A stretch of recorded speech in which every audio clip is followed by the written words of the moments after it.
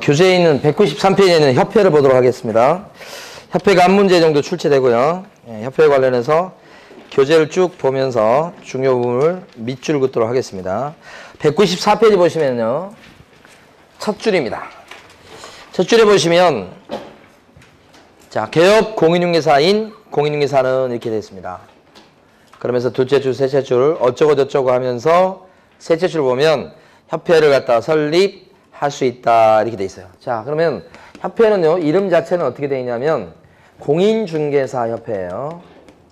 협회가 이름이 그런데 협회는 누가 회원으로 가입하는 겁니까? 회원이 누구예요? 공인중개사인 개공이라고요. 응? 대부분의 개공이 공인개공이죠. 자, 이분들이 회원 되는 거예요. 그런데요, 지금 보는 게 중요한 게 뭐냐면 가로 안에 보시면 부칙개공 나오죠. 부칙개공은 공인중개사입니까? 아닙니까? 아니에요. 그런데도 개공이니까 협회 회원으로 예외적으로 껴줬어요. 예외적으로 이 사람은 연세는 높으시고 숫자도 많지 않아요. 그래서 원래 공인중개사가 아닌데도 공인중개사 협회 회원이 될 수 있게끔 가로로 묶어놨죠. 그러면서 포함한다고 돼 있죠. 결론 부칙개공은 협회 회원이 될 수 그거 하셔야 되는 거예요. 그 다음에 가로 2번 성격에서는요. 협회는 지금 누가 모여서 만든 단체입니까? 개공들요. 개공들. 그러니까 사단법인이겠어요? 재단법인이겠어요? 사단법인. 사단법인. 그러면 협회는 영리단체예요? 비영리단체예요? 끝까지 비영리단체라고 하셔야 됩니다. 비영리 사단법인입니다. 그죠? 그래서 거기 보면 가로 2번에 둘째 줄 비영리 사단법인이다 이렇게 나왔죠? 따라서 셋째 줄을 가끔 물어봐요. 만약에 협회에 관련해서 우리 중개사법 조문이 모자라면 민법 중 사단법인에 관련된 조문을 갖다 써먹죠? 셋째 줄 민법 중 어떤 규정을 갖다 써요? 성질이 비슷한 사단법인에 관련된 규정을 적용합니다. 요거라고요. 사단법인이니까. 자, 그 다음에 가로 3번에 협회 설립 절차입니다. 협회 설립 절차는 4단계예요. 그래서 첫 번째가 정관 작성, 두 번째가 창립총회, 세 번째가 설립 인가. 자, 네 번째 절차가 뭐냐면 설립 등기. 저 네 단계 절차를 글자를 따서 정, 창, 인, 등. 4단계 절차입니다. 이렇게 정, 창, 인, 등. 근데 이걸 암기하는 이유가 숫자 때문이에요. 여기 보면 정관 만들 때 참석할 발기인 숫자가 어떻게 해요? 몇 명 이상? 숫자 물어봅니다. 숫자. 발기인 숫자가 300명 이상 이렇게 되고 창립총회 때 참석할 숫자는 어떻게 됩니까? 그러면 그 배인 600명 이상이 참석하셔야 됩니다. 숫자 물어봅니다. 정관 만들 때는요 300명 이상, 창립총회 때는요 600명 이상. 자, 근데 600명 이상인데 그 중에서 서울 출신이 몇 명 이상이죠? 서울? 100명 이상. 광역시 도 출신은요 20명 이상입니다. 숫자 물어봅니다. 그래서 정, 창, 인, 등 300, 600 기억하시라고. 정, 창, 인, 등 300, 600 600명 이상 중에 서울 출신 100명 이상, 광역시 도 출신 20명 이상. 숫자 위주로 출제합니다. 네. 그 다음에 이제 요 인가를 내주는 사람이 누구죠? 정, 창, 인, 등 할 때 인가 내주는 사람 누구? 국장이다. 그래서 이걸 인가주의다 그렇게 얘기합니다. 인가주의. 자, 됐고요. 이번엔 조직가입니다. 협회 조직은요. 오른쪽 페이지 제일 위로 가시면 가로 1번이 있습니다. 두 줄 읽어보면 협회는 정관으로 정하는 바에 따라서 시도에다가 지부를, 시군구에다가 지회를 둘 수 있다 그랬습니다. 자, 시도에 두는 게 뭐예요? 지부. 시군구에 두는 게 뭐예요? 지회. 이렇게요. 그런데 주된 사무소 본부는 어디에 두나요? 서울입니까? 주된 사무소는 서울에 둡니다. 그런 거 있어요? 없어요? 없어요. 시험에 4번이나 나온 거예요. 주된 사무소는 어디에 두는 거라고요? 그러면 아무데나. 주된 사무소 관련해서 지금 현재는 봉천역에 있어요. 그런데 그러니까 서울에 있는 거죠. 그렇지만 법상 꼭 서울에 둬라 그런 법은 없다고. 주된 사무소는 아무데나 설치하면 되니까 부산에 둬도 되고 제주도에 있어도 괜찮습니다. 법적으로는. 그런데 지부는요. 아무 데나 있으면 안 됩니다. 지부는 어디예요? 시도 관할구역 내에 둬야 되고. 경기도지부 이렇게 되면요. 경기도에 두는 거죠. 그 다음에 지회는 시군구 관내에 두는 거죠. 여기가 광명시거든요. 그럼 광명시 지회예요.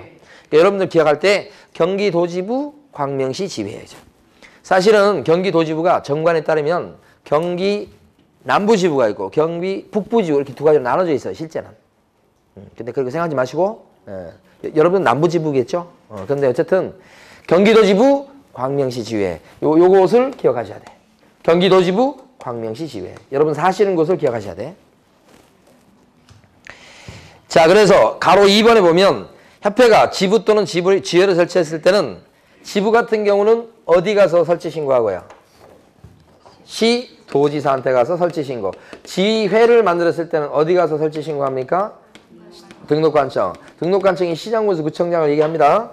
그러니까 예를 들어서 광명시 지회를 만들었습니다. 그러면 어디 가서 신고한다고요? 광명시청. 광명시장한테. 그 뜻입니다, 지금. 요 시장군수 구청장이나 등록관청은 여기서 같은 말로 쓰이는 거예요.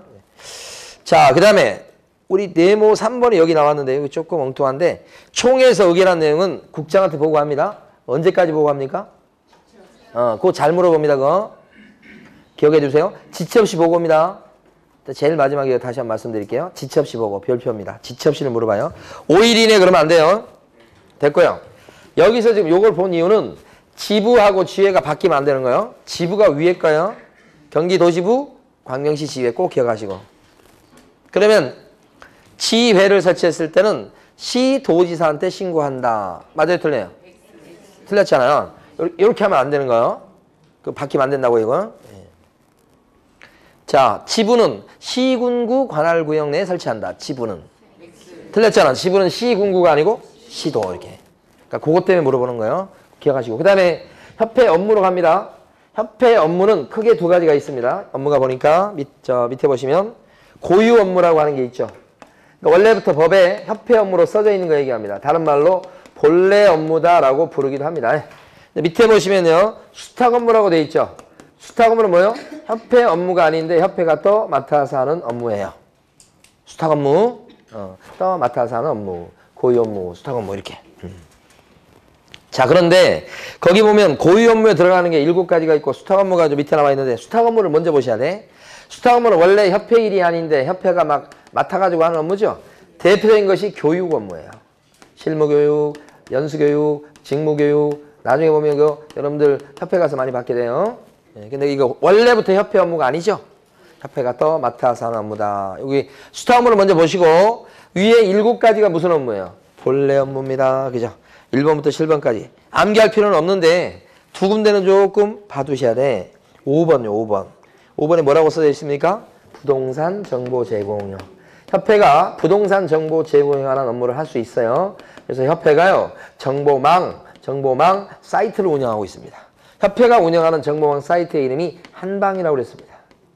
그래서 협회가 운영하는 이 한방이라는 사이트가 거의 유일하게 국토교통부 장관의 지정을 받은 사이트예요.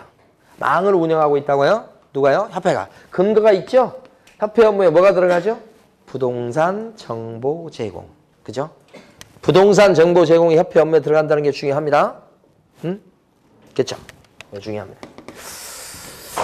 자, 그 다음에요. 6번 별표하시고 6번이 뭐가 나옵니까? 이번에 또 공제사업이라고 나오죠? 공제사업은요. 영리사업입니까? 비영리사업입니까? 끝까지 비영리사업이라고 하셔야 됩니다. 사실은 공제사업을 통해서 돈을 많이 벌어요. 많이 벌긴 하는데 그건 수익사업이고 그 벌어가지고 좋은 데 씁니다. 이익을 추구하는 게 아니고. 그래서 자, 이건 비영리 목적이다라고 하셔야 됩니다. 영리 목적 그러면 큰일 나요. 비영리입니다. 그죠? 자, 그러면 넘어가셔서 공제사업에 대해서 보도록 합니다. 공제사업에 대해서 잔뜩 나옵니다. 이제 요 중에서 고유 업무에 들어간 것 중에서 공제사업 요게 제일 그게 규모가 큽니다. 협회 그 한 층을 다 쓸 정도예요.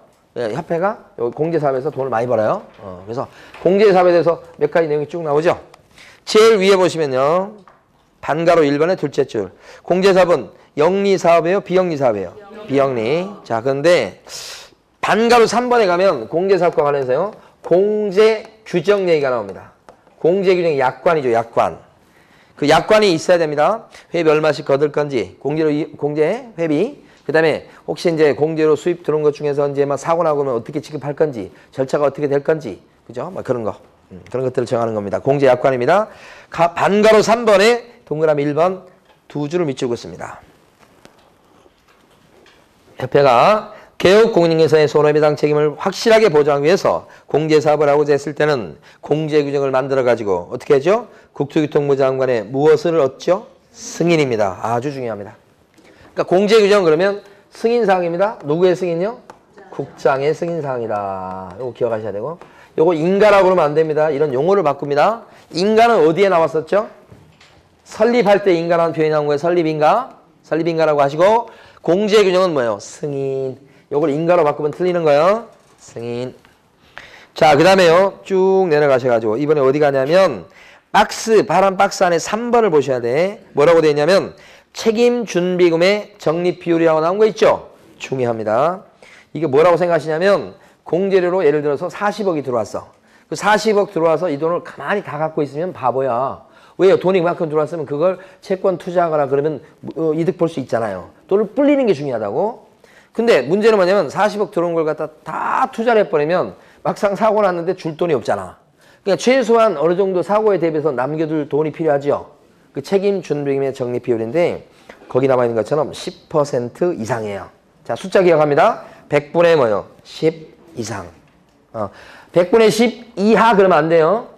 이상이에요. 세 군데가 다 중요합니다. 100분의 10도 중요하고 그 뒤에 이상도 중요하고 그 앞에 공제료 수입액에 이것도 중요한 거야. 협회가 벌어들이는 총 수입의 10% 이상이 아니에요.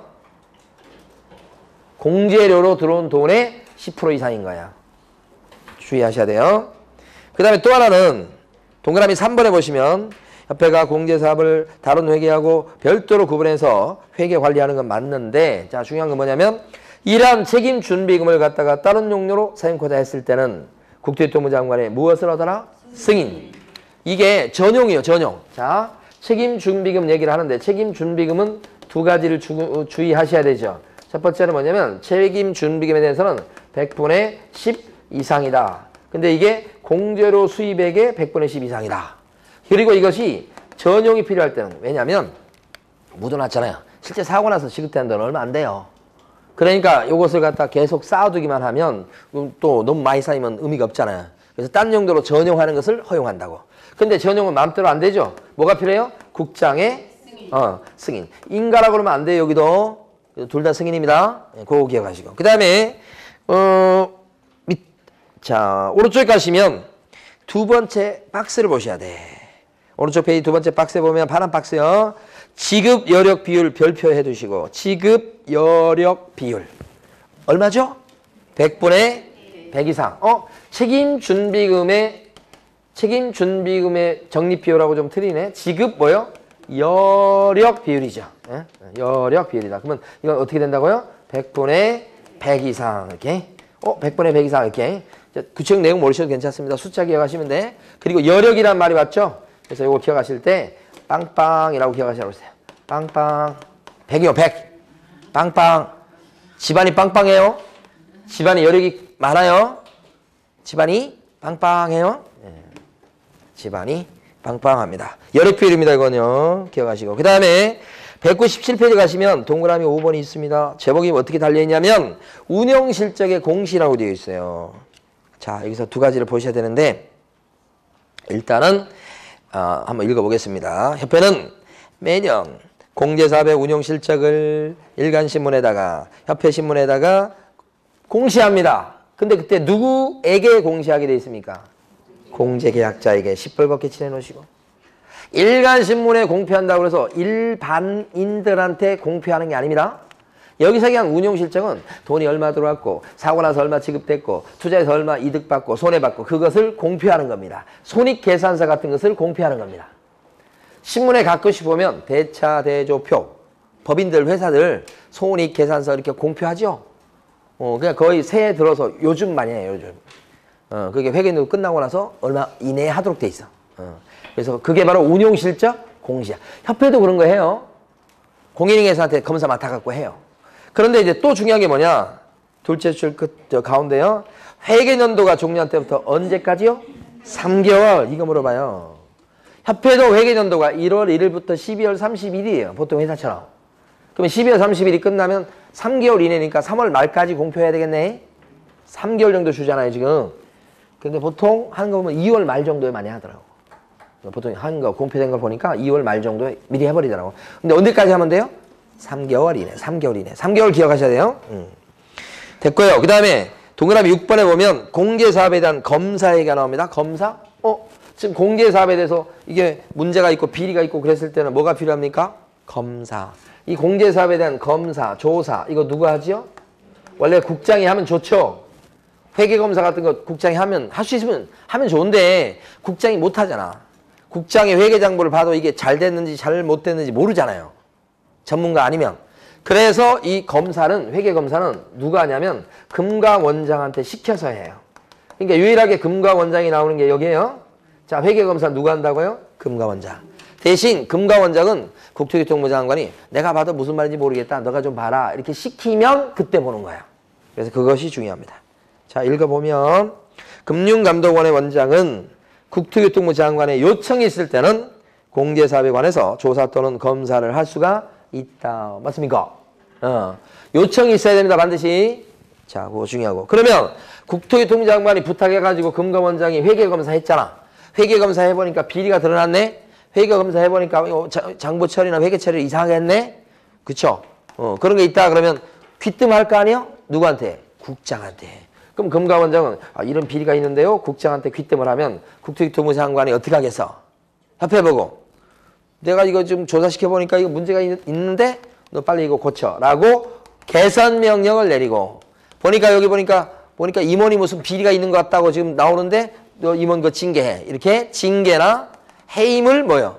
요구한다. 누가 요구하는 거야 이게? 국장이 누구한테? 협회한테 문제 있으니까 이거 전부 다 누가 해요? 국장이. 국장이 이거 하려고 금감원장은 너가 좀 봐라 이렇게 된 거예요. 응? 그런 거예요 지금. 그래서 거기 보면 개선 명령 등 조치 나오는데 누가 한다고 나와요? 국장이 한다고 나옵니다. 그래서 다음 페이지 보시면 파란 박스 안에 1번부터 6번이 개선하라고 하는 내용의 그 구책 내용들이요. 여기 시험에 2번이나 나왔어요. 이 박스가. 근데 이걸 어떻게 뭐 암기하거나 그럴 수가 없어요. 이거요. 굉장히 좀 전문 용어가 많이 나와요. 그래서 나중에 문제를 보시다 보면 이제 문제를 답을 고를 수 있는 그런 길은 있어. 근데 이걸 갖다 그걸 대비해서 이걸 다 공부하거나 그럴 필요는 없어요. 네, 나중에 한번 문제 풀 때, 기출문제 풀 때 한번 보도록 합니다. 지금은 그냥 넘어가면 괜찮습니다. 자, 이번에 동그라미 8번 보시면 공개사업에 대한 운영위원회가 나오죠. 이거 중요합니다. 운영위원회는 왜 이거 나올까요? 운영위원회는 뭐 하는 데일까요, 여기? 그렇죠? 요거 공개사업 감시하는 데요. 감시. 어디 가요? 운영위원회. 그럼 운영위원회는 어디에다가 설치할까요? 국토부에 설치할까요? 협회에 설치할까요? 협회입니다, 협회. 조심하셔야 돼, 이거. 협회에다가 설치하는 거요. 둔다 이렇게 돼 있어요. 밑줄 그어볼게요. 자, 동그라미 8번의 기억번. 자, 공개사업에 관한 사항을 심의하고 업무 집행을 감독하기 위해서 협회에다가 운영위원회를 어떻게 해요? 둔다. 협회에다가 두는 거예요. 국토부 아니에요. 조심하셔야 돼. 우리 중개사법에서 위원회가 2군데 나옵니다. 앞쪽에서 정책심의위원회가 나옵니다. 공인중개사 정책심의위원회 정책 손 좀 보시오 그거 했었죠? 그거 나오죠? 뒤에 협회에서 운영위원회가 나옵니다. 그 2가지가 다릅니다. 2군데밖에 위원회가 안 나오는데 2개가 다른 점이 엄청 많아요. 그래서 2개를 섞어서 낼 가능성이 굉장히 높아요. 출제가 유력합니다. 그래서 거기 잘 보셔야 되는데 일단은 협회에 두릅니다. 아까 앞쪽에서 나왔던 정책심의위원회는 어디에 설치할까요? 그게 국토부야. 정책이니까 정책심의위원회는 어디에 두는 거고? 국토부. 운영위원회는 어디에 설치하는 거고? 협회. 이거 구별하셔야 된다는 얘기니까. 자, 그 다음에요. 넘어갑니다. 밑에 가셔서 밑에 동그라미 디귿번 갑니다. 자, 운영위원들요. 자, 운영위원은 전문가들로 구성하는데 자, 동그라미 디귿번 셋째 줄입니다. 셋째 줄 보시면 운영위원 숫자 기억하셔야 돼. 몇 명 이내로 구성하고요? 19명이네. 19명 이내로 구성하는데 그러면 운영위원이 10명이 돼도 괜찮다는 얘기입니까? 괜찮다는 얘기입니다, 이거. 19명 이내니까. 운영위원이 5명으로 구성해도 괜찮습니까? 네. 괜찮다는 얘기입니다. 운영위원을 20명을 하면요. 안 됩니다. 그 뜻이에요, 이게. 19명 이내가. 이때는 성별을 고려할까요? 안 할까요? 안 해요. 뒤에 나오잖아요, 지금. 성별을 어떻게 한다고? 성별을 고려한다 그러면 여러분들 이게, 차별 두는 건데 라고 생각하시면 안 돼. 왜냐하면 성별을 고려한다는 얘기는 여성분을 껴주라는 얘기예요, 이게. 응? 이 고려한다는 얘기가 없으면 전부 다 남성들로 채울 수 있단 말이에요. 그러면 안 된다는 거예요. 성별을 좀 안배하라 이런 얘기니까 여성들도 뭐요? 껴주라. 왜냐하면 여성분들이 감시에는 일가견이 있어요. 저희 집사람을 보더라도 설거지는 못해도 감시는 잘해. 일가견이 있다니까 그건 진짜로. 그리고 여성분들이 보통 일반적으로 얘기할 때 남성분들보다 청렴해. 물론 이제 어떤 구청장은 또 뇌물 받아먹기는 합니다만은 일반적으로 봤을 때 그렇다는 얘기예요. 그래서 여성분들이 공직에 많이 지출하고 뭐 이렇게 하는 것이 결코 나쁜 건 아니야. 제가 볼 때는.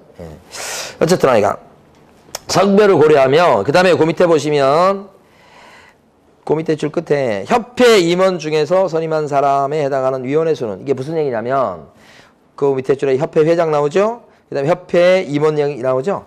이 두 사람이 협회 사람이에요. 그러니까 운영위원 구성과 관련해서 협회 사람이 들어갈 수밖에 없어요. 근데 협회 사람이 들어가면 감시하는데 문제가 생기죠. 그러니까 협회 사람이 들어가되 그 사람들의 숫자가 전체 운영위원 중에서는 뭐예요? 조금 돼야 되죠. 소수. 그런 거 얘기하는 거예요. 그래서 거기 숫자 기억하셔야 됩니다. 전체 위원 숫자 중에서 협회 사람은요. 얼마 정도 돼야 돼요? 3분의 1 미만. 그 숫자 3분의 1입니다. 2분의 1 그러면 안 되는 거예요. 숫자 나오면 무조건 출제된다고 보셔야 돼. 그 다음에 밑에 박스가 이제 전문가들이에요. 전문가들 보시면.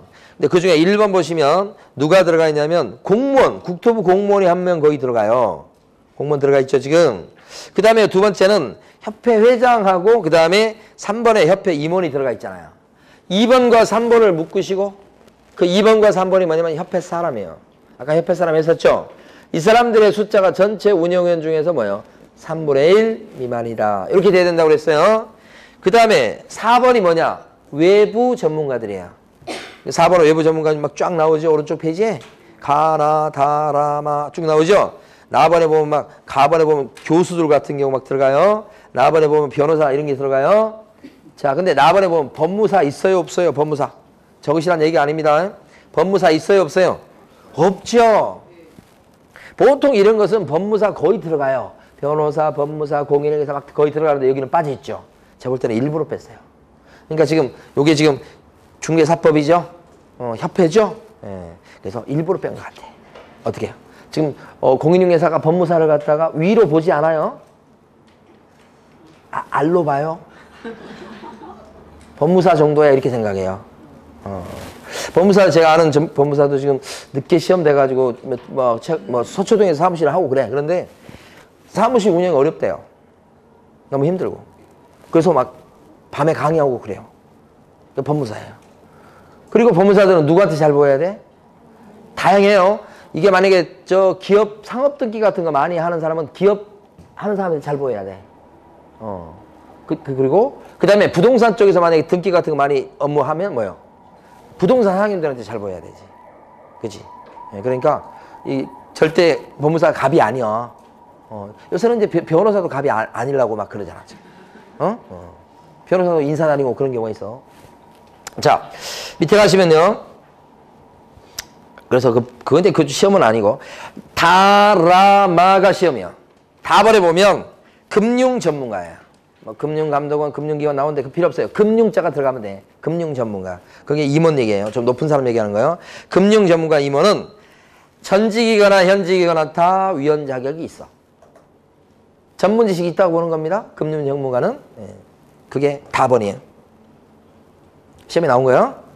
그러니까 현재 금융기관에 임원으로 있는 사람은 운영위원 될 수 있다 없다? 현재 지금 금융기관에 임원으로 돼 있어. 뭐 신한지주의 임원이야, 임원. 여기 운영위원 될 수 있어 없어? 있다 이 말이에요. 현직도 되고. 전직도 되고 그런 거야. 그런데 마번을 먼저 보세요. 마번. 자, 소비자 기본법 제 어쩌고저쩌고 나오죠? 소비라는 글자에도 동그라미 해두셔야 돼. 소비자 어쩌고저쩌고 나오면 이때는 무조건 현직만 돼요. 이었던 자는 안 되는 거예요. 현재 임원으로 재직 중인 사람만 돼요. 그러면 전직 X라고 써놓으셔야 돼요. 옆에다가. 전직 X. 이걸 어떻게 이해하셔야 되냐면 소비자 단체에서 아주 맹렬히 일하는 그런 여성분들이 있을 수 있죠. 소비자 단체에서. 임원이야 그 사람이 높은 임원. 근데 그분이 만약에 소비자 단체에서 일하다가 이제는 어떻게 관뒀어? 임원 아니야 이제? 그럼 집에서 설거지하고 있어? 그럼 그 순간에 전문 지식이 없다고 보는 거야.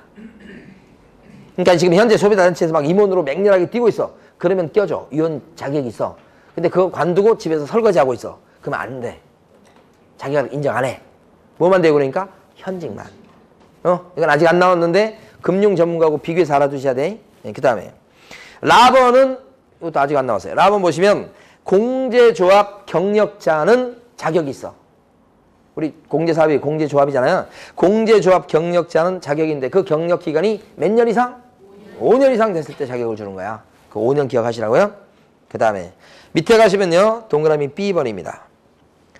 자 보시면 여기 자 밑에 보시면 셋째 줄. 위원회 임기는 몇 년이게요? 2년이고 연임이 돼요? 돼요. 몇 번만? 한 번만 출제된 겁니다. 근데 만약에 위원 중에 한 명이 돌아가셔서 보궐로 들어온 사람이 있어. 그럼 그 사람의 임기는 새로 2년이에요? 아니면 남은 기만 채우는 거예요? 남은 기만 채운다. 이것도 나온 거예요. 그 다음에 동그라미 C번 보시면 위원장과 부위원장은 각각 한 명을 두게 돼 있어. 위원장 한 명, 부위원장 한 명이야 각각. 그런데 위원장과 부위원장은 어떻게 뽑냐면 자 자기들끼리 투표해서 뽑아. 자기들 중에서. 그걸 뭐라고 그래요? 호선이라고 그래. 다시 한번. 위원들이 10명이야. 그럼 10명 중에서 자기들끼리 자 위원장 누가 할까요? 추천해보세요 해서 누가 추천하고 그래서 그럼 투표합시다 해서 투표해서 뽑아 자기들끼리. 그걸 뭐라고 불러요? 호선이라고 불러. 그러니까 여기 지금 운영위원회 위원장을 협회회장이 당연히 꿰차는 게 아니야. 운영위원회 위원장을 국토부 1차관이 위원장 자리를 꿰차고 앉는 게 아니라고. 누가 될지 모른다고. 선거한다고 자기들끼리. 그걸 뭐라고 그런다고요? 호선이다 이렇게 한다고요. 네. 자 그 다음에요. 쭉 내려가셔가지고 동그라미 리얼번 회의입니다. 회의. 회의 보시면 운영위원회 회의는 제적 과반수의 그죠? 개적 과반수의 출석으로 개의하고 개의가 회의를 연다는 뜻이에요. 출석한 출석위원 과반수의 찬성으로 심의사항을 어떻게 해요? 의결한다. 좀 어려운 거예요 솔직히. 근데 요거 이제 법률용어로 하면 일반 의결 정족수라고 그래. 그러니까 보통 법이 다 이렇게 돼 있어요. 자 회의 열 때는 어느 정도가 출석해야 됩니까? 회의 열 때는. 의결할 때하고 다르죠? 전부 다 이때도 전부 다 과반수입니다. 전부 다 과반수. 응? 과반수가 뭐죠? 반을 넘어가. 이때는 제적 위원 과반수가 출석해야지만 회의를 여는 거야. 그 뜻이요? 무조건 과반수예요. 근데 무슨 과반수예요? 개의는 무슨 과반수? 제적 과반수고. 그 다음에 안건을 통과시키면 의결이요. 그때는 무슨 과반수예요? 출석 과반수야. 출석한 위원회 과반수가 찬성해야 안건이 통과되는 거야. 그러니까 전부 다 과반수니까 이 과반수는 의미가 없어요. 무슨 과반수냐가 중요한 거예요. 자, 개의할 때는 무슨 과반수? 제적 과반수 이렇게 하고 의결할 때는 무슨 과반수? 출석 과반수. 그래서 두 개 다 기억하면 좋지만 안 되면 한 개라도 확실하게 기억해야 맞출 수 있어요. 그래서 우리가 기억할 때는 출석, 결석 이렇게 기억하세요. 출결, 그죠? 출석, 과반수의 찬성으로 의결, 출결. 하나 기억하시고. 너무 어려워요. 이미 한번 나왔습니다만은. 예. 자, 그 다음에 밑에 임원에 대한 제재 누가 내려요? 다 했네. 임원에 대한 제재 누가 내려요? 국장이. 임원에 대한 제재 국장이 내립니다. 징계 해임 요구. 국장이 제재를 요구한다고요? 직접 하는 게 아니고. 징계나 해임 요구 누가 해요? 국장이. 그죠? 개선 명령 누가 내려요? 국장이. 조사 검사 누가 해요? 금감원장이. 그거만. 물론 국장이 부탁해야 되지.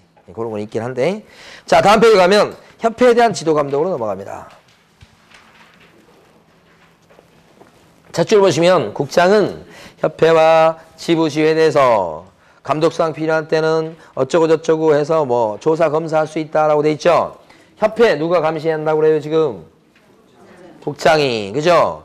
협회에 대해서는 지부에 대해서는 누가 감독사항 명령 등 감시를 합니까? 지부 누가 감시해요? 국장이. 지회 누가 감시해요?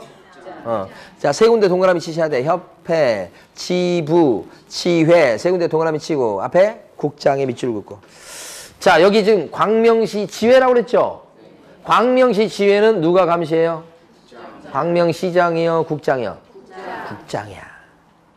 복습해보면 광명시에다가 광명시 지회를 설치했어. 그러면 지회를 설치했다고 어디 쫓아가서 신고해? 설치 신고 어디 가서 해? 여기 시도는 도 앞에 있는 시는 큰 시를 얘기하지 광명시는 그 시 아니야 여러분. 조그만 시야 광명시는. 여기 과천도 마찬가지고. 자, 광명시 지회를 설치했어. 어디 가서 지회 만들었다고 신고해? 광명시장한테. 설치 신고는 이렇게 만들어진 광명시 지회는 누가 감시해? 국장이 감시. 그거 혼동하시면 안 돼.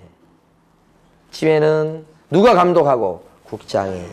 지회 만들었을 때 어디 가서 신고하고? 광명시장, 시군구청장, 등록관청. 아시겠죠? 그거 혼동하시면 안 된다고. 자, 그래서 여기는 딱 그거 하나 기억하시면 돼요. 국장이 협회, 지부, 지회를 감시한다고요? 자, 오른쪽에 나와 있는 예제 문제 풀어보시고.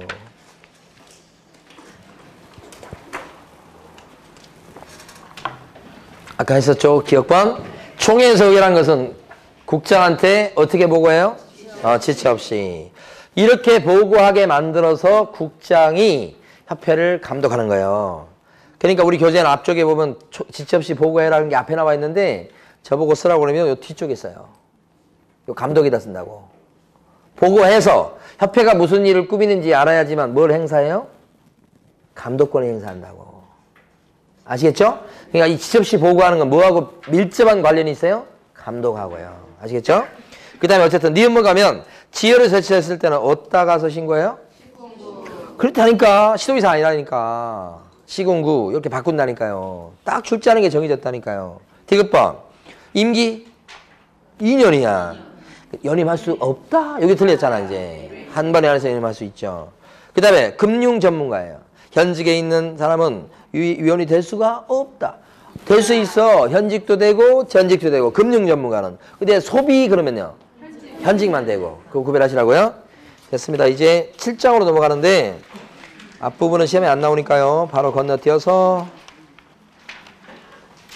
어디로 가시냐면요. 저기 209페이지 가십니다. 자, 209페이지 가시고 오늘 나눠드린 거 있잖아요. 요거 행정처분 암기사항하고 벌칙 있잖아요. 요것을 여러분들 시험 보실 때까지 꼭 갖고 다니시면서 암기를 하시고, 시험 문제 출제 비중이 요 한 장이 몇 문제냐면 한 4문제 정도 돼요. 앞뒤로 암기하는 게. 그래서 요 4문제가 여러분들 점수에서 그냥 그저 그런 점수인 70점대 정도를 받느냐 80점을 넘기느냐의 관건은 이거예요. 요 한 장이에요. 한 장. 이것을 아주 철저히 암기하시게 되면 중개사법에 대한 자신감이 붙어요. 그러니까 어떤 게 나오든지. 근데 이걸 암기할 때까지가 힘들겠죠. 그러니까 지속적으로 암기하실 수밖에 없어. 까먹으면 또 하고 또 하고 이렇게. 자, 그래서 이번 주하고 다음 주에 걸쳐서 이걸 다 하게 될 텐데 일단 뭘 할 거냐면 1페이지에서 오른쪽에 있는 절대적 등록 취소 사유를 암기해 볼 거예요. 어차피 교재를 보더라도 암기 방법에 따라 또 해야 되니까 교재를 보지 않을 거예요. 이걸 보고 할 거예요. 그리고 거기 보면 개인 사망, 법인 해산이라고 적혀 있는데 사자에다가 가로를 이렇게 묶어놨죠? 그 글자를 땄다는 뜻이에요. 사자를 따서 암기한다 이 말이에요. 자, 그러면 개인이 사망했거나 법인이 해산했죠? 절등치약. 원래 돌아가시면 뭐 아무런 일을 안 해도 등록은 그냥 저절로 없어지는 거예요. 없어지는 건데 우리 법에서는 등록대장이 남아있으니 관청에서는 등록대장을 말소하십시오. 그런 차원에서 절등치 사유로 하고 있단 말이에요. 시험에 나와요 이게 사망이. 돌아가신 분인데 뭐 등록까지 취소하고 그럴 필요 있겠어? 라고 생각하시면 안 돼. 돌아가시더라도 등록대장 남아있는 게 있으니까 그걸 말소해서 깨끗이 없애라 이 뜻이에요. 절등치요. 그런데 사자를 따서 암기하는데 옆에 보면 해산 나오죠. 문제에서 해산이 나와버려요. 사망이 안 나오고. 그러면 우리 열심히 사자를 따서 암기했는데 아무리 찾아봐도 사자가 없어. 그렇다고 몰라보면 안 된다 이 말이에요. 법인의 사망이 뭐예요? 해산이다 이렇게 생각하셔야 돼. 그래서 사자를 딴 겁니다. 사망, 해산. 절등치사입니다. 두 번째, 거짓이나 부정한 방법으로 등록했다고 돼 있죠? 아까 포상금이 걸려있는 양부모 할 때 부자예요. 거짓 등록, 부정 등록 이렇게 되면 절등치다. 시험에서는 우리가 부자를 따서 암기했다고 지금 부자를 따서 암기한다고 지금 가로로 돼 있죠? 근데 시험에 어떻게 나오냐면 거짓으로 등록했다고 나와 또. 부자가 없잖아요. 그렇죠? 우리가 부자를 따서 암기한 것을 출제원이 안 거야. 골탕 먹이려고 거짓으로 쑥 뺐잖아. 조문은 어떻게 되냐면 거짓 그 밖에 부정한 방법으로 등록했다 이렇게 나와. 그러면 제가 봤을 때는 본질적인 단어는 부정입니다. 그 부정의 예가 거짓이에요.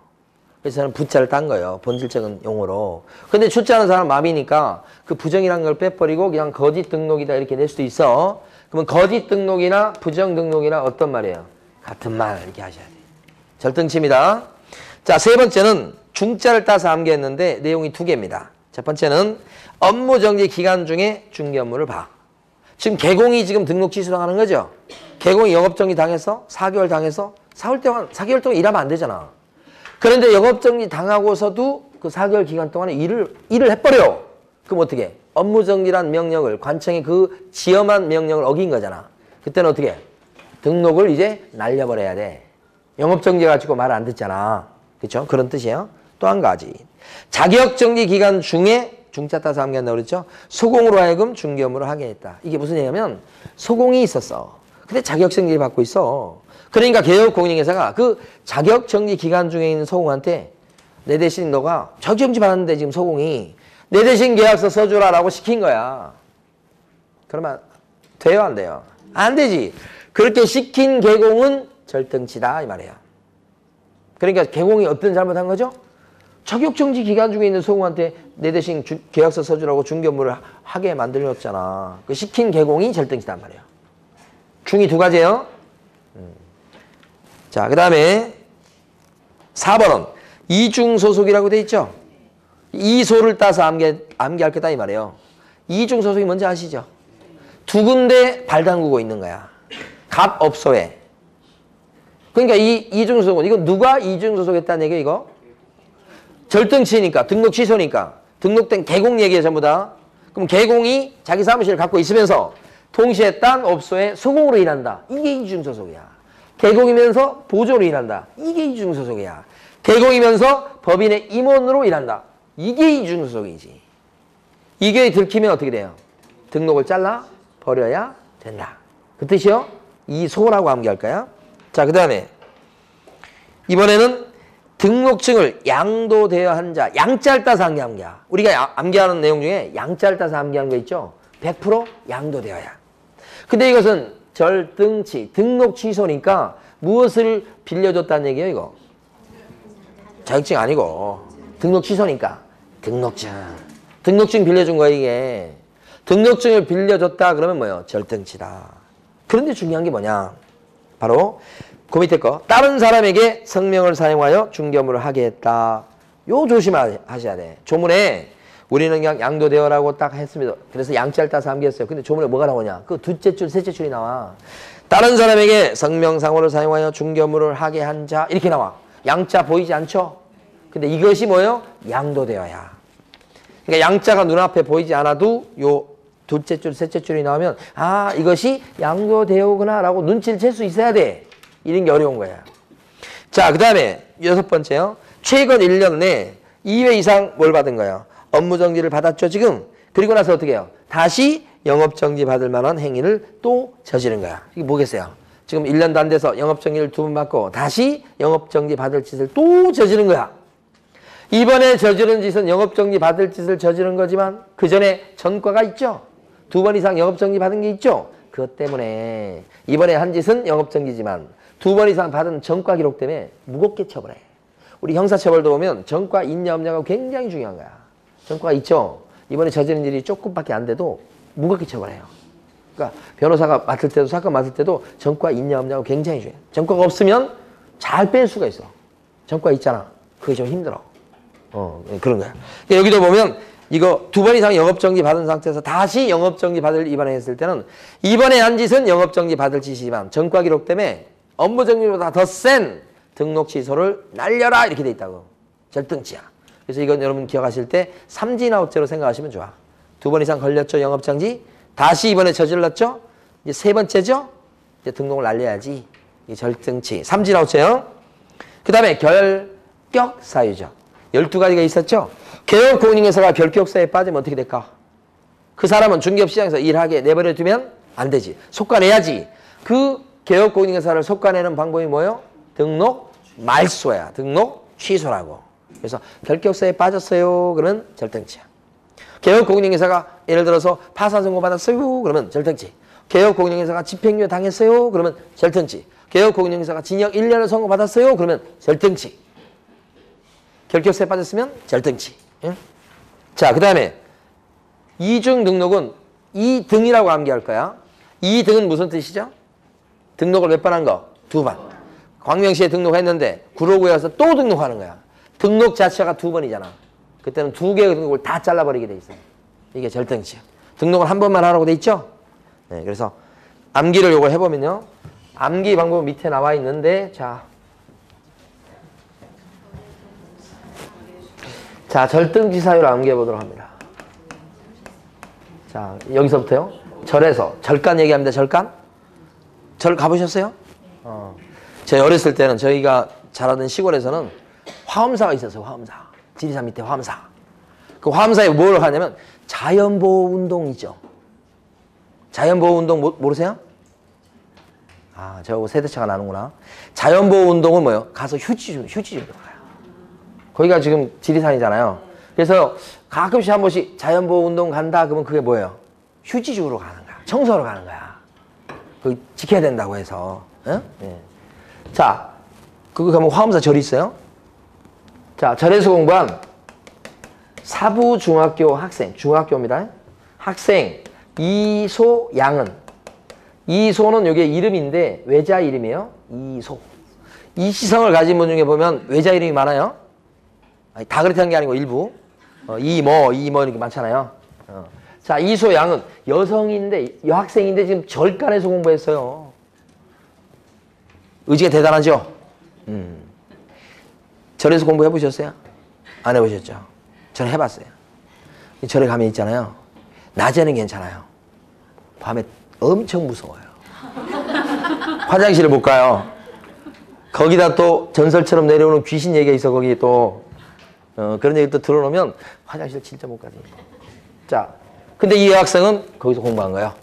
자, 사부중학교 학생 이소양은 최근 1년 이내에 성적이 업 되더니, 이게 한글이 아니에요. 영어입니다. 지금 성적이 막 올라간 거예요. 지금 결국은 뭐예요? 2등까지 했다. 성적이 막 올라가서 2등 된 거예요. 지금 사가 뭘 것 같아요. 자, 지금 뭘 연습을 많이 해야 되면, 이거 옆으로 암기하는 것보다 더 중요한 것은 이 글자 딴 것이 어떤 내용이라는 걸 많이 익혀 주셔야 돼. 사가 뭐죠? 무조건 사망, 해산. 해산까지 같이 붙어 있어요. 부자가 뭐예요? 부정 등록. 다시 거짓 등록. 자, 요 중자는 내용이 2개인데, 중자가 뭐예요? 업무정지 기간 중에 중개업무를 보거나 자격정지 기간 중에는 소공으로 하여금 중개업무를 하게 했다. 그 얘기죠 지금? 이 중자가 2개입니다. 이소는 뭐고요? 이중소속. 누가 이중소속했다는 얘기예요 이거? 개공이. 그죠? 절등치입니다 이거. 양자는 뭘까요? 빌려준 거지. 뭘 빌려줬을까요? 자격증 아니면 등록증? 절등치니까 등록증이에요? 빌려준 거죠. 그 빌려준 사람은 등록을, 그러니까 등록증 빌려줬잖아. 그러면 등록증 뺏어서 찢어버려야 되는 거예요. 이 절등치요. 자, 최근 1년 이내 영업정지 2번에 다시 한번 영업정지 받을지 삼진아웃죄 이렇게. 뭐 이건 이번에 한 짓은 영업정지지만 더 센 등록 취소로 간다 이 말이요. 이거 안 때리고 영업정지 안 때리고 이건 뭐예요? 결격세에 빠졌다. 그러면 절등치. 결격세가 많죠? 자, 요건 뭐예요? 2번 등록한 거야. 광명시에 등록, 요 구로구에 등록, 이중 등록, 이러면 절등치. 자, 임의적 등록 취소사유까지 할 겁니다. 이번 주에. 지금 절등치하고 임등치가 확실하게 요것이 한 문제입니다. 그러니까 절등치냐 임등치냐를 구별해서 문제를 풀게끔 한 문제를 내요. 박스 문제도 잘 내고. 그러니까 요거서 요 오른쪽이 요게 한 문제요. 자, 임등치 사유를 보고 칠판에서 암기를 해보도록 합니다. 자, 부득이한 사유 없이 6개월을 초과해서 휴업한 경우. 자, 휴업은 원래는 6개월 못 넘죠. 다만 이제 몸이 아프거나 뭐 학교 갔다 오거나 군대 갔다 와야 된다. 그럴 적에는 6개월 넘을 수 있지만. 그러니까 어떤 사람이 그런 부득이한 사유도 없는 사람이 무단으로 6개월을 초과해서 휴업하면 어떻게 돼요? 임등치다. 임등치는 어떤 뜻이요? 등록 취소 할 수 있다. 그랬을 때 안 할 수도 있다. 그런 거예요. 그럼 안 했을 때는 보통 미리 알아두세요. 임등치 사유는 안 했을 때는 아무것도 안 때릴 수도 있지만 보통은 영업정지 사유가 돼요. 다시 한번. 그러니까 절등치는 어떤 거예요? 무조건 등록을 잘라야 되는 거고, 임등치는 정도에 따라서 관청 공무원이 등록 취소를 할 때도 있고 영업정지를 할 때도 있고 왔다 갔다 하는 것이 뭐예요? 임등치. 그러니까 절등치보다는 좀 위반의 정도가 약한 거겠죠. 그렇죠? 그렇게 보셔야 돼. 자, 그 다음에 두 번째. 임시중개시설물 설치했다고 나오죠? 임시중개시설은 뭐예요? 파라솔, 천막, 컨테이너 얘기하죠? 그러면 임등치. 그죠? 자, 3번요. 2개 이상의 중개사무소를 설치했다. 사무실 몇 개? 2개. 이때는 등록은 몇 번 했다는 뜻이에요? 한 번이죠. 등록 한 번 하고 사무실 2개면 임등치. 등록 자체가 2번이면 이게 더 나쁜 사람이죠? 등록 자체가 2번이면 절등치. 등록 한 번 하고 사무실만 2개면 임등치. 그거보다는 좀 약하다고 보는 거예요. 그 다음에 4번 보세요. 겸업 제한을 위반한 법인 개공이다. 법인 개업공정에서는 14조에 따르면 중개업을 하면서 같이 할 수 있는 영업 종류가 업종이 한 6가지 정도로 딱 제한돼 있죠. 분양대행, 관리대행, 부동산 컨설팅, 경공매 컨설팅에서 한 6가지 나오잖아요. 암기했었잖아요. 거기 것만 같이 할 수 있어. 그 밖에 뭐 운송업이라든지 무슨 부동산 개발업이라든지 도배업이라든지 이런 거 못하잖아. 그러니까 14조에서 할 수 있다고 되어 있는 업무를 벗어나서 겸업을 하게 되면 그때는 어떻게 해요? 임등치다. 그죠? 자, 그 다음에 5번입니다.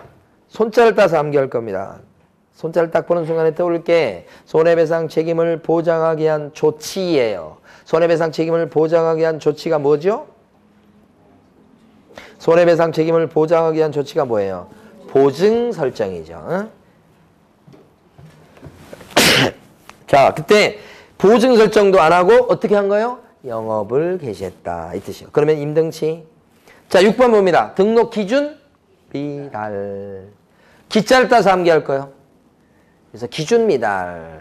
등록 기준 하면 떠오르는 게 뭘까요? 자실사. 그렇죠? 아까 문제 중에 자, 실무 교육 받는 것도 등록 기준에 해당한다는 거 지문에 있었죠. 그죠? 자실사. 근데 여기서 제일 이해하기 쉬운 건 뭐냐면 등록 기준을 갖추고 갖추었다가 못 갖춘 걸로 바뀌었다는 뜻인데 가장 대표적인 사례가 사무실이라고 그랬죠. 자실사. 사무실을 처음에 오픈할 때는 제대로 갖추고 있었다가 나중에 재계약 시점이 됐는데 재계약을 안 해버려. 재계약 안 해버리잖아요. 그러면 그리고 집에서 들어앉아서 한다. 그러면 그걸 어떻게 평가해요? 등록 기준을 잘 갖추고 있었다가 안 갖추는 걸로 바꿔버렸다. 그걸 기준 미달로 평가해요. 그때는 등록 취소 하여야 한다요? 할 수도 있다요. 할 수 있다. 그 다음에요. 7번째는 전속 중개계약을 체결하면 널리 정보를 퍼뜨릴 의무가 있어. 언제까지 정보를 공개해야 되죠? 706파 기억하시라고 그랬죠. 언제까지 정보를 공개해야 돼요? 7일 이내. 7일 이내 정보를 공개해야 된다고. 7. 공주파. 공개. 정보 공개. 예.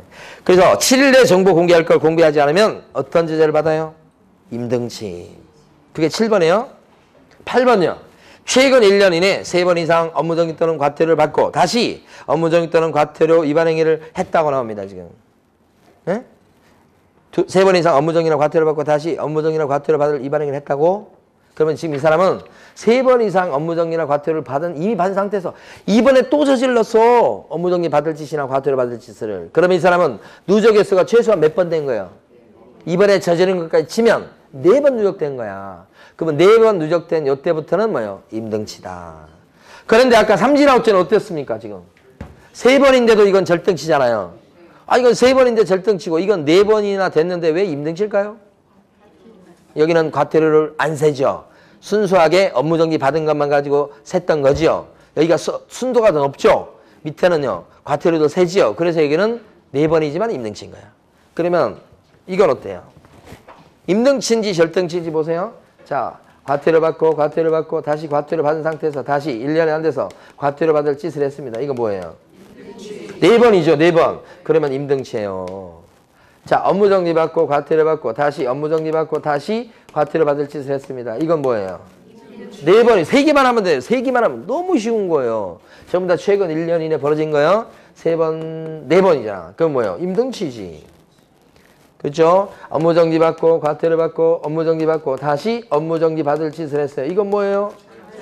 이건 절등치죠. 이게 어떻게 되냐면 4번이니까요. 일단은 임등치가 되는 것처럼 보여요. 그런데 그게 해보니까 삼진아웃제 싹 걸리잖아. 그러면 임등치 중에서 이렇게 삼진아웃제에 걸리는 것은 절등치로 빠져나가 버려요. 그러니까 자, 요것은 절등치로 결론이 나고 어쨌든 일단은 4번, 5번, 6번이 누적됐다. 그러면 일단 임등치로 딱 생각하고 혹시 삼진아웃제에 걸리는지를 확인해보고 거기에 걸리는 건 절등치로 빠져나가 버리고 안 빠져나가는 건 전부 다 뭐로 하면 돼요? 임등치. 그렇게. 자, 그 다음에요. 그 밑에 거 9번입니다. 사업자 단체가 독점규제법상의 금쟁이를 저질렀다. 여기서 얘기한 사업자 단체는 지역에 있는 중개업소 사장님들 모임이에요. 사업자 단체가 지역에 보면 사장님들 모임을 다 만들어 놓고 있어요. 그런 사업자 단체인 중개업소 사장님 모임들이 그 모임에서 자, 이제 모여가지고 밥 먹으면서 얘기를 합니다. 그래서 금쟁이를 저질렀다고 나와. 이 금쟁이가 7가지 금쟁이가 아니에요. 우리가 공부했던 7가지 금쟁이 있었잖아요. 뭐 판단을 그르치게 하고 무슨 뭐 직접거래 그거 말고 여기는 독점규제법상의 금쟁인데 이게 뭐냐면 한마디로 얘기하면 담합이에요. 담합. 대표적으로 밥 먹으면서 담합하는 게 뭔지 아십니까? 그 지역의 중개업소 사장님들이 쉬운 집이야. 50집이야. 근데 앞으로 누가 들어와서 부동산 사무실 차리고 그러면 우리는 그 사람은 상대하지 말자. 왕따 시키자. 그거 밥 먹으면서 그 얘기하는 거예요. 이제 다시는 다른 중개업소 들어오면 우리 껴주지 말자. 그게 담합이에요. 담합. 또 어떤 담합하냐면 일요일 날 나와서 이렇게 경쟁적으로 일을 하고 그러면 뭐 사회에서 뭐 그럴 수 있는 건데 우리 너무 서로 그러면 피곤하지 않냐. 자, 그러니까 일요일 날은 다 나오지 말자. 옛날 분당이 그랬거든. 분당이. 다 나오지 말자. 이렇게. 그러면 안 나오니까 어떻게 해요? 눈치 볼 게 없잖아. 나 안 나가는데 아무 사람 나와서 하면 어떡하지? 그래서 그냥 나와서 일하는 라고 하는 그런 거. 그걸 없앨 수 있잖아. 그것도 담합이야. 또요. 그 지역에서 중개업소가 이렇게 있는데 이 아파트를 중개할 때 사장님들끼리 경쟁하다 보면 복비를 싸게 받으려고 그래. 그럼 손해잖아. 그러니까 밥 먹으면서 뭐라 그래? 우리 있잖아. 복비 싸게 이렇게 출혈 경쟁하지 말고 이 아파트 중개하면 우리는 복비를요. 120만 원씩 받자. 복비에 대한 담합이요. 그 120만 원 받는데 그 120만 원이 법정한도가 150이야. 예를 들어서. 지켰잖아. 그러니까 우리가 배웠던 일반적인 금쟁이는 아니야. 150 받을 수 있지. 150 법정 한도면. 그러니까 거기 걸리진 않지. 그렇지만 어떻게 사장님들이 밥 먹으면서 전부 다 우리 그렇게 하자고 결의했잖아. 뭐 이렇게 담합을 했잖아. 그게 금쟁이요 이게. 그럼 어떤 제재를 받는다고? 공정거래위원회에서 조사 나와. 그래서 과징금 물릴 때가 있어. 과징금. 밑에 과징금 나오나요? 옆에. 그 다음에 아니면 시정명령 내릴 때가 있어. 이렇게 공정거래위원회로부터 과징금이나 시정명령을 2년 이내에 2번 이상 받았지. 그러면 구청도 가만히 있지 않아. 구청은 어떻게 해? 그런 개업공인회사에서는 등록을 취소할 수도 있다. 공정위에서는 과징금 물리고 횟수가 2번 이상 돼야 됩니다. 구청에서는 뭐요? 등록을 취소할 수 있고 이렇게 된 거야. 잘못하면 2대 얻어맞을 수 있어.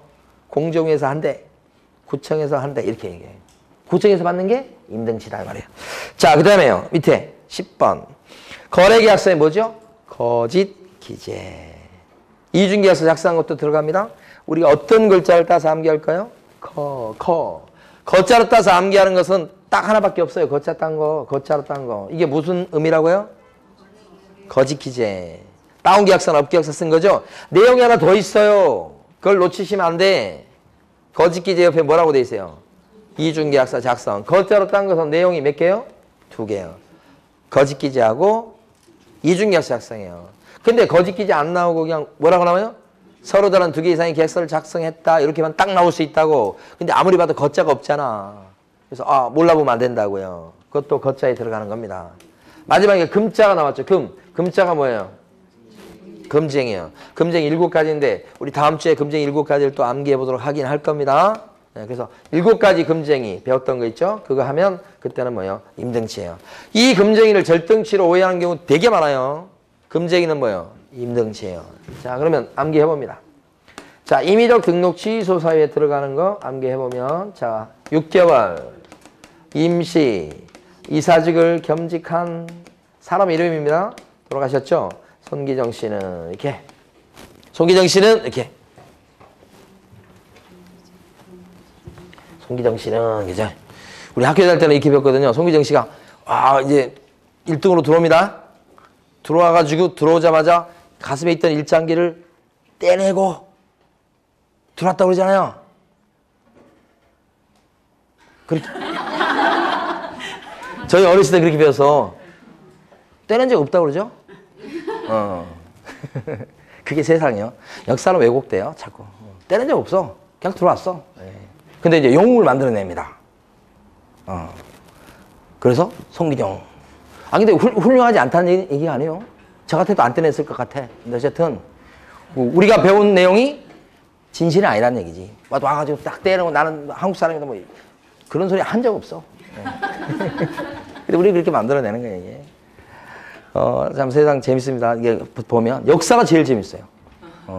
가짜가 많아서 그래요. 자, 6개월 임시이사를 겸한 송기정 씨는 회사에다가 저는 그 얘기 듣고 충격받았어요. 처음에는 송기정 씨가 그 항일 운동하고 뭐 이런 사람처럼 얘가 알고 있다가 그런 적이 없어, 그 사람. 잘 먹고 잘 살았어요. 자, 6개월 임시이사를 겸한 송기정 씨는 자, 회사에다가 3번 이상 사금 22냥이라 거금을 투자했다. 이렇게. 그러니까 이게 뭐냐면 요 분이 회사에다가 요거 금덩어리하고 큰 돈을 투자한 거야. 3번 이상이나. 왜요? 이사야, 이사. 근데 어떤 이사냐? 일시적으로 하는 임사야. 임시이사라고 그러는데 진짜 있어요? 임시이사가? 임시적으로 하는 이사가 있어요? 맡아서 대신 6개월짜리 임시이사를 맡아가지고 있는 송기정 씨가 그랬다는 얘기예요. 자, 6개월이 뭐겠어요? 다 했어, 이제. 무단으로 6개월 넘게 쉬는 거.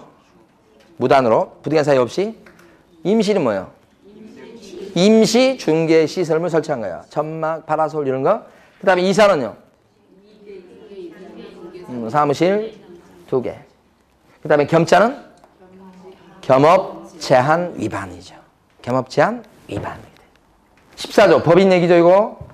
손자는 뭐 같아요? 손해배상 책임을 보상하기 위한 조치 없이 업무 개시한 거, 보증 설정도 안 하고 영업 시작한 거. 기자가 뭘까요? 기준입니다. 이제 등록도 필요 없어요. 이제 기준입니다. 그럼 돼요. 정자는요? 정보 공개 의무 위반. 널리 정보를 7일 내에 퍼뜨려야 될 걸, 공개해야 될 걸 공개 안 했다. 그러면 임등치요. 3번 이상. 여기는 다시를 꼭 생각하셔야 됩니다. 3번 이상 업무정지 또는 과태료를 받고 다시 뭐요? 업무정지 또는 과태료 받을 만한 행위를 또 한 번 더 저질렀더라. 그래서 최소한 누적 횟수가 몇 번이더라? 4번이더라. 요거죠, 요거. 네. 그러면 사금 22냥은 뭐게요? 사업자 단체가 사장님들 모임이요. 금쟁이를 했죠. 이 금쟁이가 담합을 했다 이 뜻입니다. 그때 독점규제법이라는 얘기가 나와요. 그래서 이렇게 암기를 했지만 독점 어쩌고저쩌고 이 말 나오잖아. 그럼 그때 과징금이나 시정명령을 2년 이내에 몇 번 이상? 2번 이상. 그러니까 과징금 1번, 시정명령 1번, 그것도 2번인 거예요. 과징금만 2번 받았어요. 그것도 여기 들어가는 거예요. 시정명령만 2번 받았어요. 그것도 여기 들어가는 거예요. 그래서 2번 이상이다. 그러면 임등치예요. 임등치. 예? 자, 거자는 뭘까요? 요거 개공이 다운계약서나 업계약서 또는 이중계약서 쓴 거죠? 임등치. 그죠? 요 금자는 뭐예요? 금지행위 저질렀다. 요건 진짜 7가지 금지행위예요. 다음 주에 이것도 암기해 보도록 합니다. 그래서 임등치하고 절등치를 구별해서 문제를 푸세요. 요것이 매년 무조건 한 문제예요. 무조건. 두 개 구별하는 거예요. 자, 이번 주 여기까지 하고 다음 주에 이걸 가져오셔야 돼. 그래서 나머지 것들 다음 주에 다 볼 거예요. 됐습니다. 자, 이번 주는 여기까지 수업하도록 하겠습니다. 수고 많으셨습니다. 감사합니다. 네.